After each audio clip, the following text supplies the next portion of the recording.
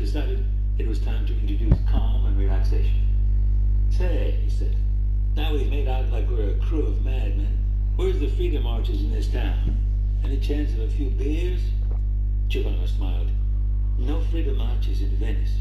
Not with the heel of the Council of Ten on the necks of the populace. The words were said lightly, though, not with a snarl. Frank had learned enough of Venetian politics to know that the secret police of the Senate's clandestine governing body were nobody to fool with. On the other hand, they seemed to be more concerned with plots among the nobility than with the doings of Venice's working population.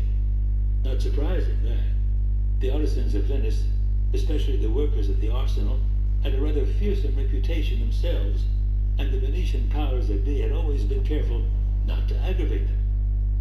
Giovanna's smile kept widening, and Frank found himself no longer thinking of politics at all. For a wonder, the girl even had straight teeth. Dimples. He was lost. Lost. We are free of our duties for the day at sunset. And it is Carnevale, she announced. We can meet my father and brothers and cousins at one of the taverna. I know which one they will be at, too, because it is right here in the palazzo. Lost. And didn't care in the least. Even the prospect of meeting Giovanna's father and brothers on their first not-date didn't faze him at all. Frank, said Jerry, do you have a problem with that? Frank frowned. Problem? How could there be any problems on this most sublime of all days? Hasple aimte uye enke omhe umpdre. Frank, Ron said in a sing-song voice. Aren't you going to have to speak with Dad about that? Ah, Frank said. No, baby.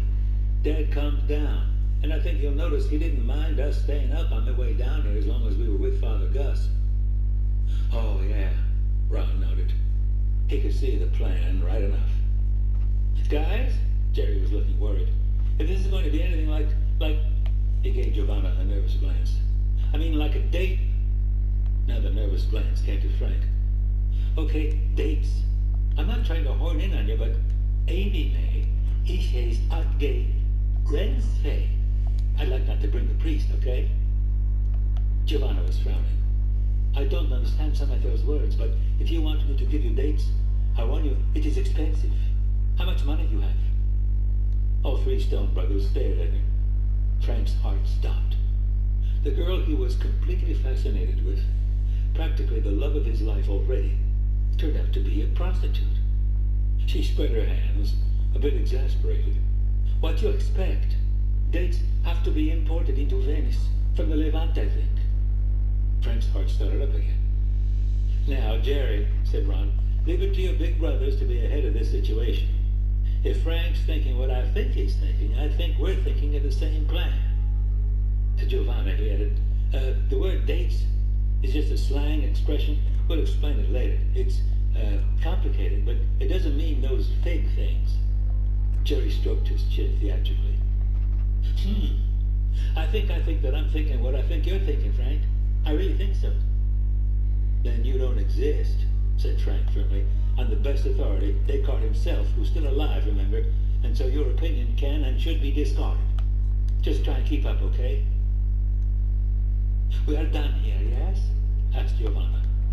When can we go to the taverna? Frank hesitated. Well, we won't be unpacking any of the stuff for the pharmaceutical lab today.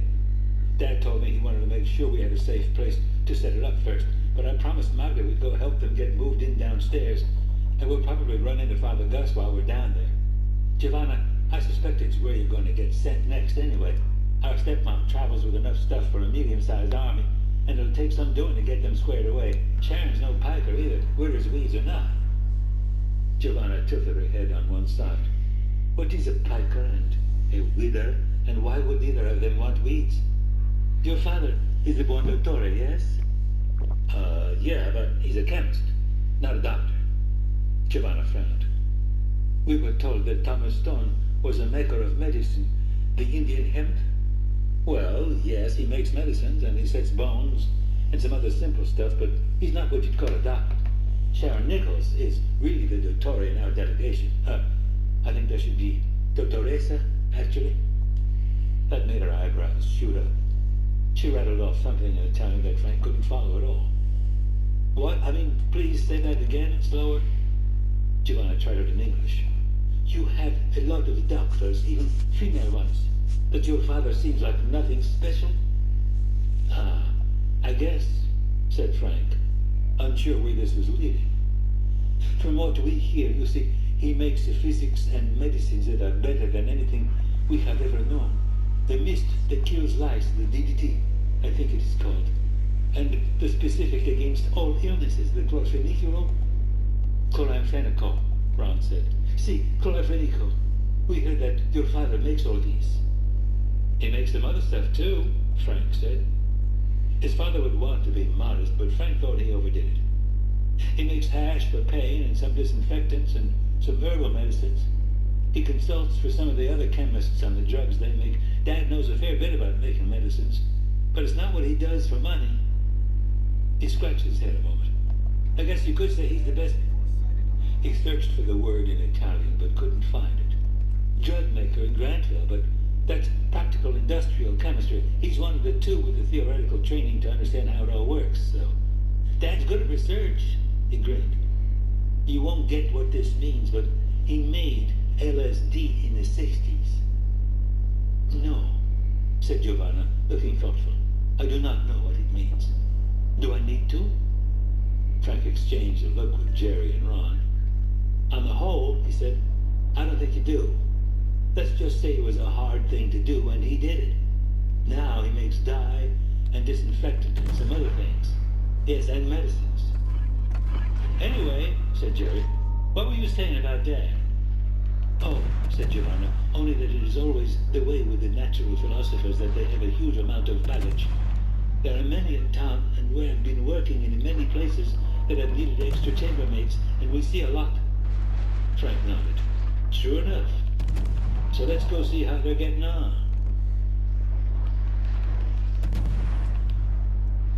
Chapter 11. Tom? Mazzaro put his head around the door. Within was the kind of controlled chaos that Tom Stone either liked or just seemed to generate by his mere presence. The man still clung firmly to his relaxed 60s-era hippie ethics, principles, and aesthetics, although he now owned the biggest and most profitable coal tar dye works in Europe. Which was to say, the only one. So far, at least.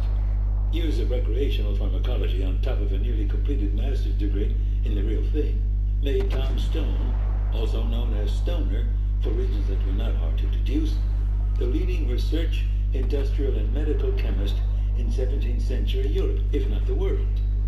Not much in the way of spectacular dyeing chemistry was scheduled by history to happen until after the Napoleonic period, which meant that Stoner had better than a 2-century lead on his competition. In their old timeline, dyes along with soaps had been the first real make-money hand-over-fist branches of chemistry. So Stoner had a very profitable business ready-made once circumstances and Magda and her money-minded father had rubbed his nose in it. For that matter, the man could probably be making a second fortune in pharmaceuticals, since he was also the principal manufacturer of the new medicines the Americans had introduced into the world. But on that subject, Tom Stone had drawn the line, quite firmly too, despite the mild squawks of his wife and the loud splutters of protest from his father-in-law. Medicines, Tom Stone made at cost, and even there tried as much as possible to cover his costs through barter rather than money. Given that the electricity he used that was produced by Granville's huge power plant was essentially free anyway, the power plant produced far more electricity than Granville could possibly use, he was in effect subsidizing his own pharmaceutical business. As Tom Stone put it, he was not about to become a bloodsucker on the misery of others. Just about everyone agreed with Stoner's wife and father-in-law that he was a hopelessly impractical man, to be sure. But it was no accident that he was also becoming one of the most popular people in Central Europe, especially with the poor German immigrants who were still flooding into Thuringia. If anything, he was even more highly regarded by the rapidly growing population of Magdeburg, the new capital of the United States of Europe, rising out of the ruins on the Elbe. There was even a rumor that one village in Catholic Franconia was petitioning the Pope to declare him a saint. Not even Mazzari knew it was true, although he seemed fit to keep the knowledge to himself. No point in disappointing the villagers prematurely, he felt, with such picayune details as the fact that canonization was reserved for dead people, and had never been extended to someone who was not only not a Catholic, but whose religion, such as it was, revolved largely around mandalas and alternative states of mind. Tom, the priest repeated. Again, Stone didn't hear him. Mazzari wasn't surprised. Frau Stone was somewhere in the background, Marshall, Frank, Jerry, and Ron, a couple of Shanghai soldiers, and what looked like a platoon of chambermaids. Where had they come from? Into arranging the medical mission's quarters. Although more of a blue-stocking than Hani, Magda conceded the Dreadnought class house Frau nothing in house pride. Tom stood in the middle of it all, holding a small stack of books, with the air of a man who would definitely remember where he meant to put them in but a moment. He regarded his wife's drill mastering of the all-out effort to get order out of chaos with blatant amusement. He had explained to Mazzari once that chaos was not always disorder and dirt not necessarily mess. The natural order of things, per good organic principles, could be persuaded to suck in the gut and make itself useful, but could never be hammered into line. Magda hewed to a different line, though. The Hash Ranch, as the Lothlorien commune was oft known, had looked uncommonly neat and tidy since she moved in. Finally, Stoner saw Mazzari standing in the doorway. "Hi, Father," Tom called out, his face a sudden plea for rescue. Mazzari repressed a smile. "Tom, could I have a word?" He led a relieved Stoner out into the corridor. Stoner closed the door behind him, leaned on it and sighed, then shook his shaggy head. His hair was graying now, but just as thick and bushy and disheveled as it had always been. "I had me some bizarre domestic arrangements in my time, man, but this just about beats them all. I am officially bourgeois now, henpecked and everything."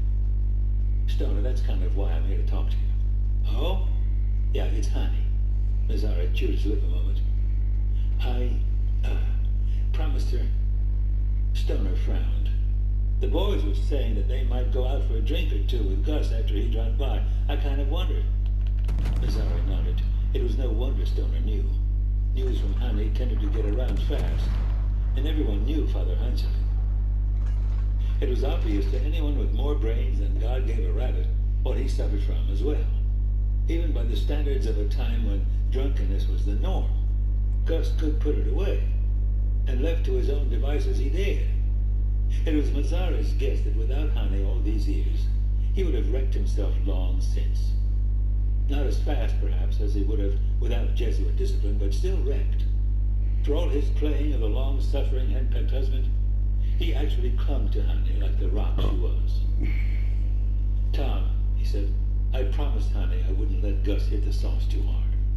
Now, I persuaded him to persuade the boys to cool it for a few days, since I'm sure they're planning to contact the COC here in Venice, small as it probably is, but I don't think it makes sense to keep everyone grounded for the duration." Tom smiled. "Wouldn't work anyway, not with my kids. Chips off the old block." Mazzari managed not to wince.